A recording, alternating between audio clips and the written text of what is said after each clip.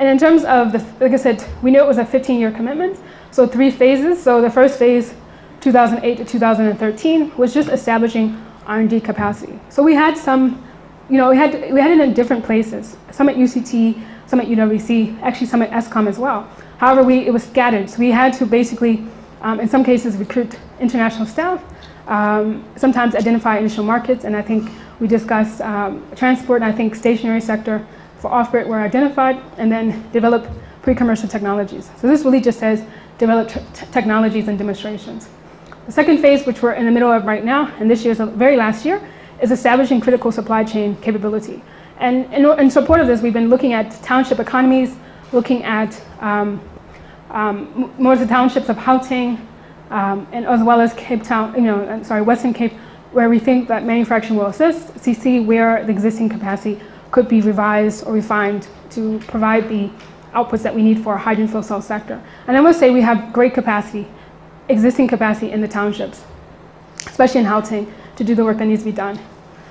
Deliver first products to market, and I will say we have had small scale sales internationally as well as local of some of our products, and demonstrate capabilities in pilot markets. So in terms of this, like I said, we have a commitment to produce, I think, 21 demonstrations by the end of March.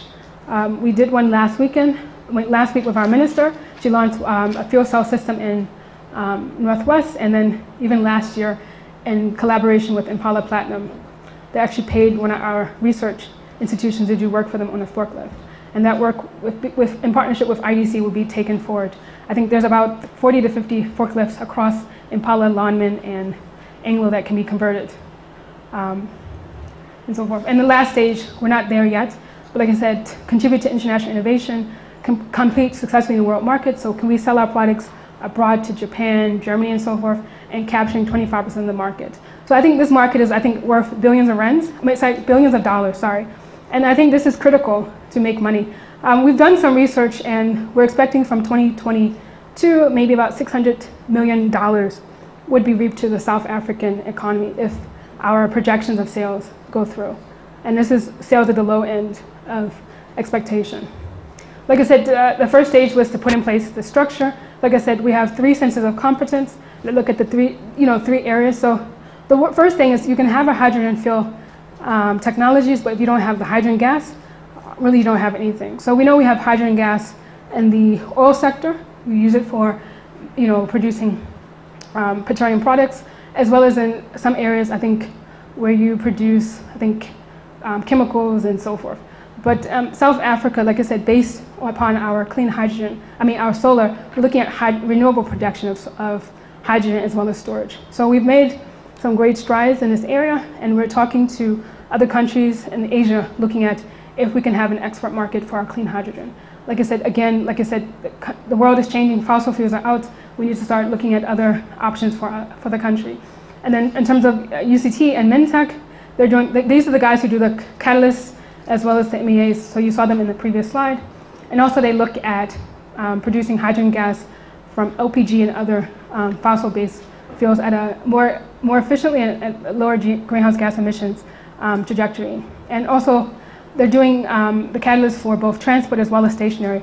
And I would say the system that we demonstrated last week in Northwest is based on the catalyst and IP developed at the institutions. And last but not least, HYSYS Systems.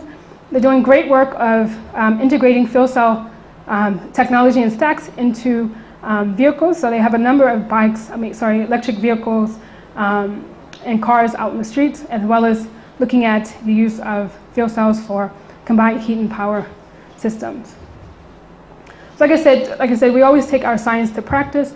So this is just an example of work we've done. University of Western Cape Nature Reserve. I think this fuel cell system has been on site probably since around 2012, and we haven't had any challenges. So the question is, we always use ourselves as the first guinea pig to see if things work, and then we move progressively to other stakeholders. So we have 3 high schools in Eastern Cape, Kofimbaba area are using fuel cells to power ICT equipment. This is a challenge, and surprisingly, a number of schools in the country, they do have grid electricity, but in most cases they run out of they can't pay their ESCOM bill, and in most cases, sometimes they have 3 to 4 months that they don't have electricity. So these I'll say interventions are in place. We'll say improved quality of education, because at least you have electricity 12 months a year with the system. And then Windsor East Clinic, again, this is in Randburg, in the middle of Gauteng. What was happening around, again, we know power outages around 2012, but again, even though they're not as intense as 2012, this area was still experiencing ESCOM outages. So what would happen is the medication would be spoiled every single time the lights went out. So we put in place a system, hydrogen fuel cell system, to ensure that even if the power goes out in the rest of the building, at least the refrigerators are powered by the fuel cell. And in this case, a number of the clinics, other clinics in the area are using the storage at this clinic in Randburg. So like I said, these things have been in the system for a number of years. We haven't had any challenges, power outages, or we haven't been in the news yet for any of these. And like I said, last weekend at Polana High School in Northwest, we actually deployed a 2.5 kilowatt fuel cell system that includes lithium-ion battery that gives 2 weeks of storage if the power goes out. We have a hydrogen fuel cell gas storage based on renewables that gives you a whole entire month of storage if the power goes out. So, like I said, these are innovations which are coming to practice. And then, like I said, we do demonstrations in the transport sector. We all know that with diesel being used underground mining, that is actually carcinogenic, which has impact on miners. So in consultation, I think collaboration with Anglo American, we're looking at using hydrogen fuel cell vehicles underground. Like I said, the only byproduct of hydrogen gas usage is water, and this is just an example of an underground dozer that was done with Anglo American in one of our HISA centers of competence. The second one is, like I said, a fuel cell with Impala Platinum. A fuel cell system, forklift with Impala Platinum. And Impala Platinum will tell you since 2015, they've been using the system. When you use the forklift in enclosed space, you have air quality versus the diesel-based forklift, you would have issues with air quality. In terms of productivity, even in terms of electric forklifts, you have increased productivity, because with an electric forklift, you would use the battery powered for 8 hours, and then it would be off. You would have to charge it for another 24 hours before you use it for another 8 hours. Versus our fuel cell system and recharging infrastructure takes 7 minutes to get, I think, 80% charge, and then I think 15 minutes to get 100% charge. And the refueling system that we put in place was, I think, less than half the cost of the refueling systems that you have in Europe. So again, this is talking about doing work with key partnerships. And like I said, we do demonstrations on site, but what's critical is our demonstrations with public partnerships. In most cases, the funds were fully funded by these companies. And last but not least, SAPO, South African Post Office. So this is, again, improving service delivery and government. They have electric, so basically SAPO has an aim to reduce their carbon emissions through different alternative vehicles. And this is an example where they try to use electric scooters to basically deliver mail. Unfortunately, the scooters would run out of charge before returning to the SAPO offices.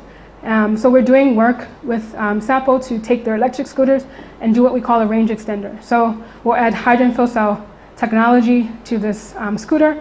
And like I said, this technology has been protected through patenting and then so forth. And the same technology, or the metal hydride technology, actually was used successfully with Impala in the forklift demonstration. And like I said, this work would be finished by June of this year. And like I said, the next step, we have a bus coming out using the same technology and IP with Busmark around October, November this year for Mobility Month. We're still looking for municipality to do the testing. So no one has come forward to be a guinea pig as of yet, but anyone's out there, we're looking for someone to take a risk with us. Okay, so just in conclusion, like I say, like for us, the peak plateau decline, we're taking it very seriously. So this is what determines what we do. And also, like I said, we've dealt with energy sector, I think, in South Africa, but I think we're really ignoring the transport sector and really need to be there. In terms of public and private transportation, like I said, we're also looking at alleviating congestion, and we're doing some work on smart grids and so forth. But I didn't really go into it, as well as smart integration of transport. So some work possibly with even CSR to make sure that the lights there's intelligent system to line the lights up so that you can get a better flow of traffic. Like I said, we're looking at alternative fuels and technology. So I've shown you renewables, hydrogen fuel cell, as well as clean coal technologies. Like I said, we can't ignore and give up on coal. It's going to be there for us for a number of years. Like I said, we're building the high-level capacity to support the country's transition towards a low-carbon economy. So essentially, we were producing the masters and PhDs, but in terms of capacity, we're saying we're also doing the handover of technologies to the sector, to private sector, as well as government to ensure that they can actually use new technologies. And then in terms of unlocking innovations, like I say, you need high-level skills to unlock the innovations and technologies. And I think in terms of South Africa, similar to the telecommunications sector, we leapfrogged landlines to mobile phones. So I think we should do the same in the energy sector. Thank you.